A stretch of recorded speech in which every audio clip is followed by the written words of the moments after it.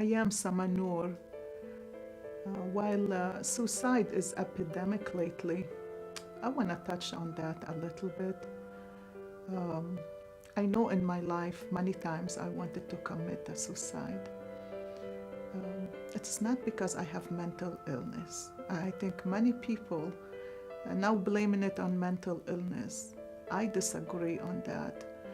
Maybe some people are, but not everybody. I think the majority is just they stuck. They come to a point, if that's life what it is all about, I don't want to live it.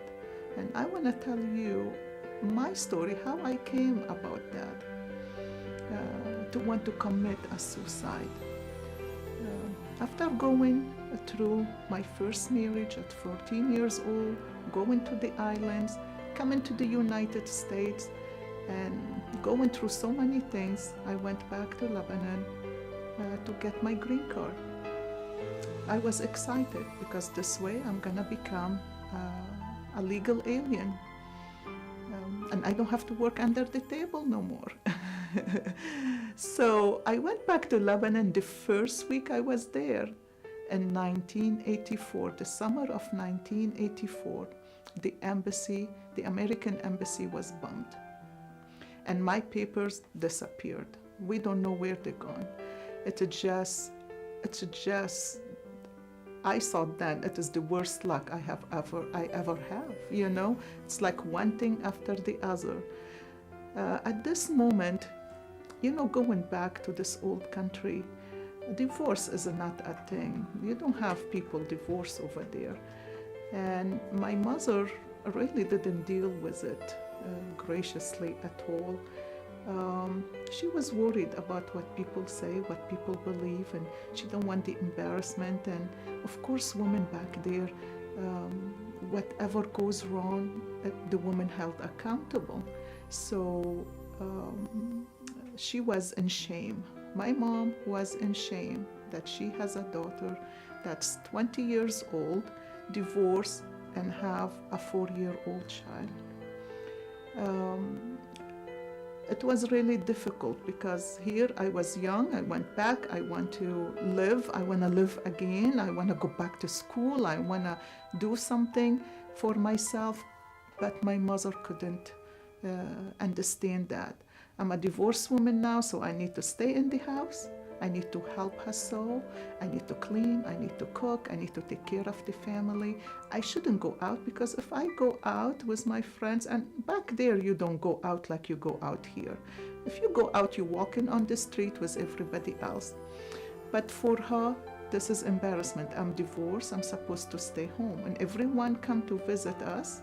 I'm supposed to cry and tell them my story, and tell them how bad my husband was to me and why I left. And I don't want to do that. I left that behind. I want to move on. And when I was confronted one day with my parents that if I don't follow the rules, I must leave. Well, I left. I packed my daughter and a couple changes, and I left and went to my grandmother. Well, back there is not like here. It's not like you have a car and you can take a taxi and just leave right away. And people don't interfere in family issues. The next door neighbor, he came and he said, "Where you want to go?" I said, "I want to go to the next town to my grandmother." And when we reached there and my grandmother saw me coming, she said, "What you coming to do?" Before I even got to the house, I was still in the driveway. She said, "What you doing here?" I said, so. "Oh, no. You cannot come to my home. I don't want nobody to talk about me. You go back to your mother." And at this point, I was, stuck. I was strangled. I don't know where I'm gonna go. I don't want to go back to my mother because it was miserable going there. And at that point, I really wished I didn't leave my ex because it was much easier than going through all the struggle. But that guy ended up taking advantage of me. And he said, "If you come to my home, you get up in the morning, you can go to Syria. Just get a visa and go back to the islands. I said, okay, I'll do that, because I didn't have many choices. Well, the next day I got up, packed my stuff. I want to go to the islands. I want to go to the Syria so I can get my visa to go back to Antigua. And he said, what you think you're doing? And I said, I'm getting ready to go to Syria. He said, oh no, you're not going nowhere.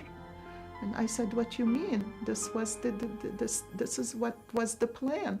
And he said, oh no, you're not going nowhere. You're staying right here. And he grabbed my daughter, who was 5 years old by then, and he took the gun and got it ready and put it right in her head. And he said, if you leave this place, and I'm going to blow up her head right in front of your eyes. And after that, he will tie her down. I surrendered. I just surrendered. At that point, I surrendered. But to make things harder, he will tie her down and he'll beat her up till she turned red and black and blue. She will be bruised from head to toe. And there is no one to interfere, and no one will. Of course, he was involved in a party, and that was really scary for people to get involved in something like that. So I couldn't cry. I couldn't, when he beat her up, if I said, please stop, he will beat her more. If I cry, he will beat her more. If I turn my face, he will beat her more. He wants me to watch. So he really got good control over me. I lost everything called power. I lost it all. I wanted to die. At that point, I want to kill myself so bad. The only thing that held me back is my daughter. I wondered what will happen to her. So I come to conclusion, I'm gonna kill him. And one time I took the gun while he was asleep, I aimed it on him. And I wondered, what will happen if I killed him? You know, he belonged to a party. They might take me and my daughter and they might just, you know, who knows what they're gonna do? Who knows, you know? So many things happen in the war and nobody can stop no one. So at that point, I want to kill myself so bad. I wish to die, but I couldn't. I even thought about killing my daughter, but I didn't. I couldn't. I feared God. I thought God will punish me even more. If not on earth, in heaven, I might go to hell. But this is what I believed. This was the wrong thinking. It's totally the wrong thinking, because God doesn't want no one to be unhappy. We are daughters of God. He wants us to be happy. We are His children, and we deserve to be happy. But this is it.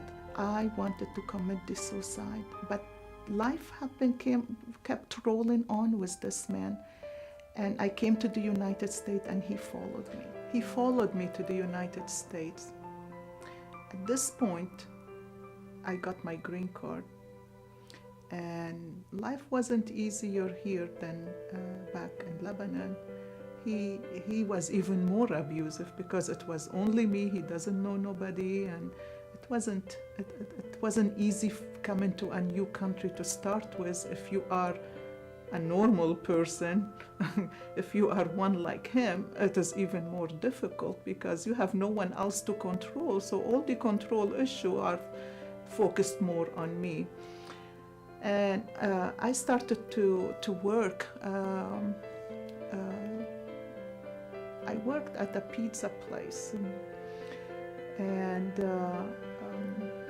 one day he came to pick me up. I was 2 months pregnant. I got pregnant again. In the meantime, I had another kid with him because he wasn't gonna let me come to the United States without a kid. He wanted to make sure I'm coming back. But anyway, when he came to pick me up, I was making a pizza, and I reached over the guy next to me to pick some kind of vegetable at that time. And he went crazy, and while I was in the car, he started to beat me up. I got home, I was so exhausted. I was so tired. And he was mad and he was threatening me. He gonna leave, and he left the house. And I was glad that he left. Thank God he gave me a little minute so I can breathe. My daughter, who is 12 years old now, she looked at me and she said, Mom, Oprah Winfrey is gonna be on the show tonight in a few minutes. And she has 3 women that's been in abusive relationship and got out. And I want you to watch it with me.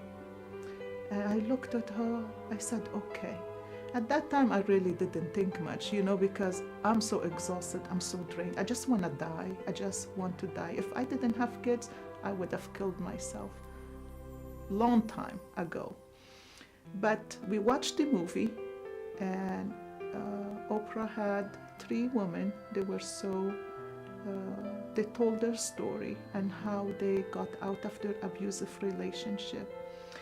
And one thing they said, they stayed first in the relationship because of kids. And this is what I was doing. I was afraid to leave because I have kids. And I want to make sure that kids have a mother and a father. And you know what?